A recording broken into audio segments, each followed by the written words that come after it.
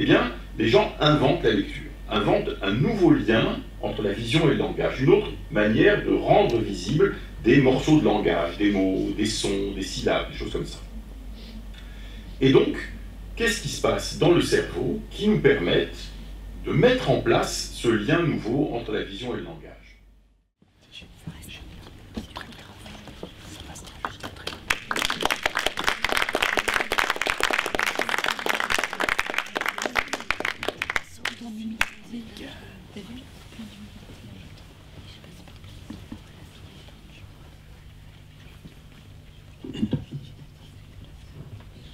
Bonsoir. Alors Norit, tu en es à ton 100e débat peut-être, donc on va essayer de te faire dire des choses que tu n'as encore jamais dites. Oui, surtout que tu es le premier cinéaste. Ah.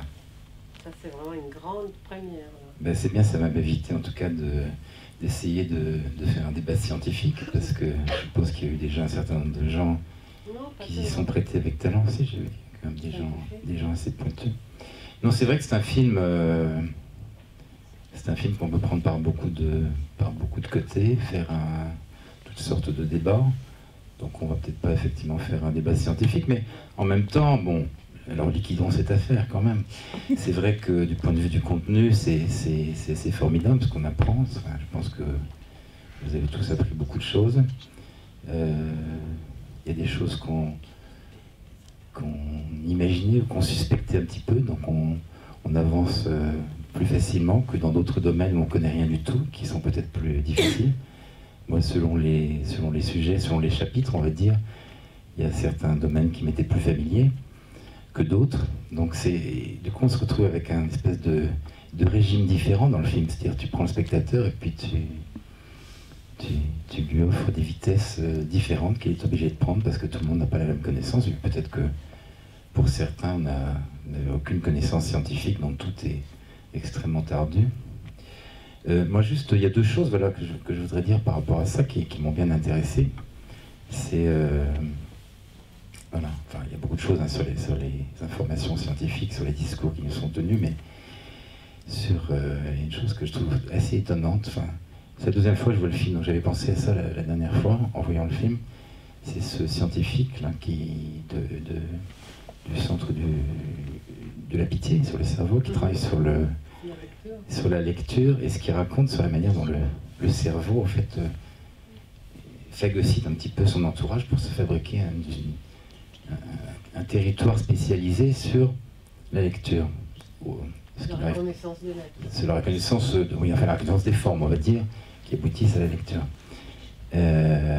En fait, moi j'ai pensé, donc par rapport à des gens qui effectivement ne l'ont pas, comme ceux qui ne savent pas lire, ou tous ceux qui n'ont pas eu accès à l'écriture dans les millénaires passés. Moi je pensais à ce phénomène, est-ce que c'est quelque chose qui va pouvoir expliquer un nouvel apprentissage qui serait fait du cerveau par rapport à la numérisation du monde dans lequel on vit. Et quand on voit dans les jeunes générations déjà comment une espèce de familiarisation avec ce domaine qui nous échappe nous complètement, voilà, est-ce qu'il n'y a pas quelque chose, est-ce que ce ne serait pas une explication qui se profile sur la manière dont le cerveau va se transformer avec son usage nouveau. Donc voilà, ça c'est un truc qui m'excite beaucoup parce que on ne parle pas du tout de ça, mais en même temps on peut se dire voilà, est-ce que les usages du cerveau, les nouveaux usages vont fabriquer un nouveau cerveau? C'est probable, mais moi c'est une question qui me préoccupe beaucoup parce que j'ai des enfants petits et je me dis c'est pas simplement un problème d'âge, la différence entre nous, c'est quelque chose qui est en train de se jouer autrement. L'autre chose, j'admire ton habileté d'avoir terminé par un analyste, parce qu'évidemment, après qu'on ait eu droit à tous ces cognitivistes et neuroscientifiques de choc, qui font souvent peur parce qu'évidemment, souvent dans l'esprit du public, on confond un petit peu avec des comportementalistes. Donc on y voit une démarche très mécaniste comme ça, enfin des gens très très déterministes. Non, c'est pas du tout le cas déjà, les neurosciences, c'est pas le comportementalisme. Mais c'est vrai qu'on est toujours en fait face à des discours dont on peut penser qui nous riveraient un petit peu, non pas à notre devenir, comme dit l'analyste, mais à une espèce de chemin inéluctable par rapport auquel notre liberté serait tout à fait impossible. Et donc tu as ramené habilement sur la fin, avec ce témoignage de l'analyste, tu as redonné un autre coup à gauche, qui permet évidemment de rattraper tout ça et de donner un autre éclairage. Et ce qui est formidable, c'est que cet analyste, je sais qu'il y en a quelques-uns en France, mais pas tant que ça, est très ouvert aux neurosciences et réciproquement. Il a même écrit ensemble. Voilà, oui, c'est ce qu'il dit. Il a fait un livre avec un neuroscientifique. C'est pas courant. En général, ces gens-là se détestent copieusement, se haïssent même et se traitent vraiment de tous les noms d'oiseaux. On sait quelque chose ici oui. dans la salle. Hein. Oui, j'imagine. Bon.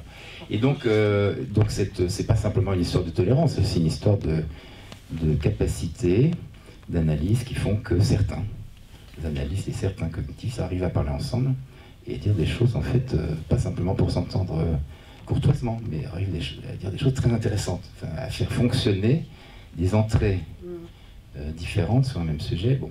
Donc là, c'est très bien parce que le film évite en fait le piège de ce qui aurait pu être...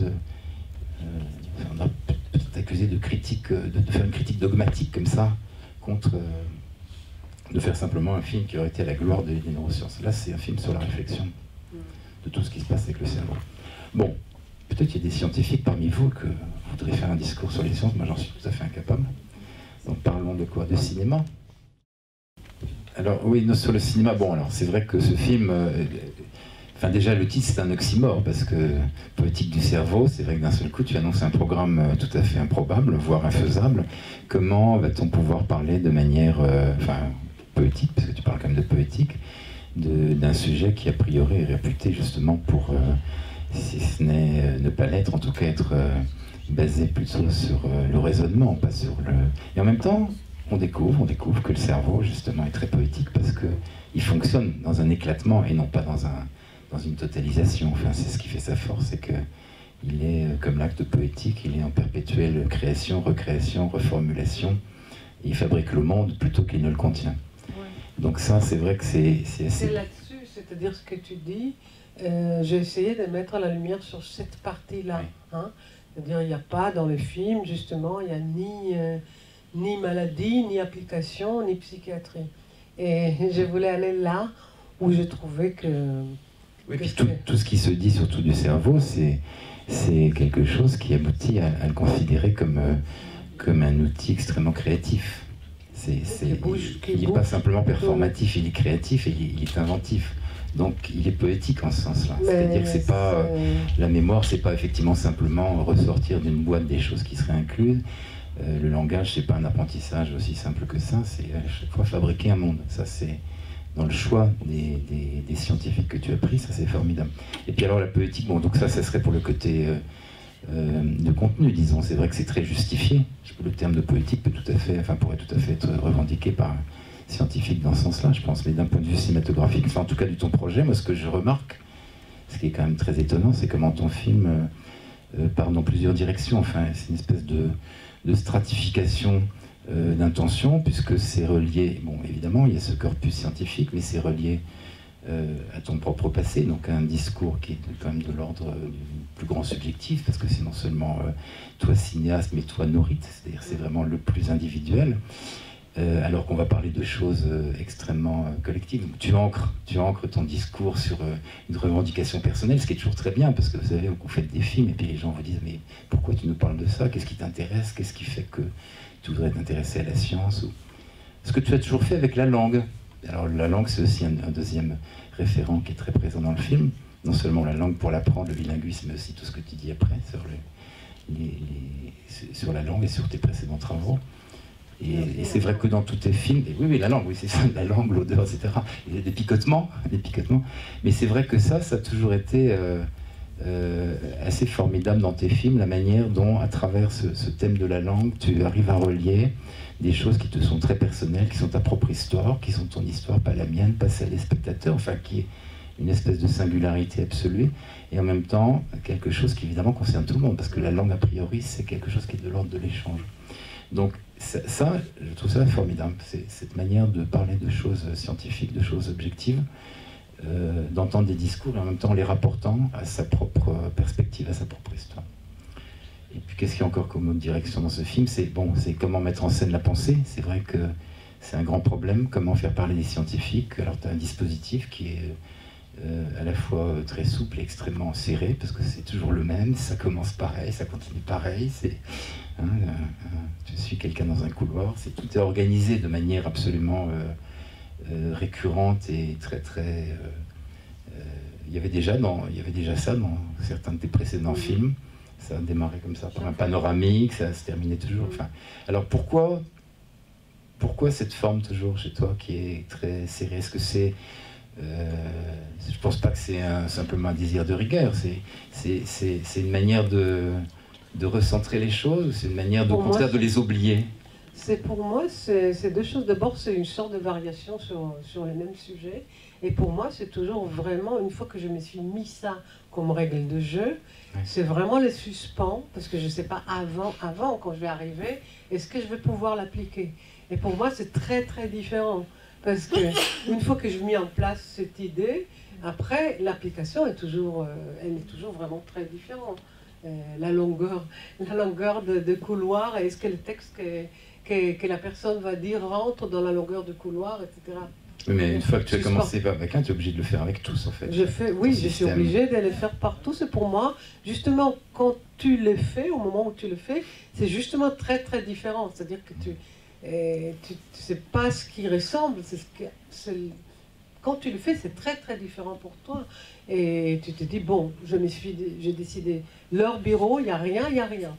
Donc j'arriverai coûte que coûte de faire une image que moi, je trouve belle, hein, c'est-à-dire que je suis contente, mais c'était pas évident. C'est-à-dire que pour moi, il n'y avait pas une autre, vraiment pas une autre possible. Il n'y a que cet angle-là, et parce que si tu rentrais là-dedans, même, je vais trouver un angle qu'il y a une image, même chez celui qui parle de l'odeur, vraiment, il n'y avait rien. Et je ne sais pas, tout d'un coup, les couleurs se sont jouées. L'image de l'enfant jaune, une enveloppe jaune, et puis encore un truc avec les bleus. Tout d'un coup, ça s'est mis à jouer ensemble. Et je crois que pour moi, il y a beaucoup de suspense. Hein. Non, mais c'est d'autant plus méritant que les bureaux des scientifiques sont quand même réputés pour leur laideur. En général, c'est totalement infilmable parce que c'est terrible, quoi. Et en fait, là, il y a quelque chose d'assez beau, d'assez doux, tout à fait agréable à regarder. Donc ça, C'était vraiment le challenge. Hein. C'est cet entre-deux qui est formidable, parce que le spectateur, il circule du coup, et il est tout le temps convoqué sur deux registres différents. Sur deux lieux, voilà. Un registre un petit peu imaginaire et un autre registre cognitif, en l'occurrence. C'est-à-dire un registre de connaissance. On s'intéresse à ce que disent les gens, puis d'un seul coup, on est embarqué dans autre chose, qui est, non seulement quand tu parles de ta mère, mais voilà, quand tu ramènes l'enjeu vers toi, on part dans un autre type de film.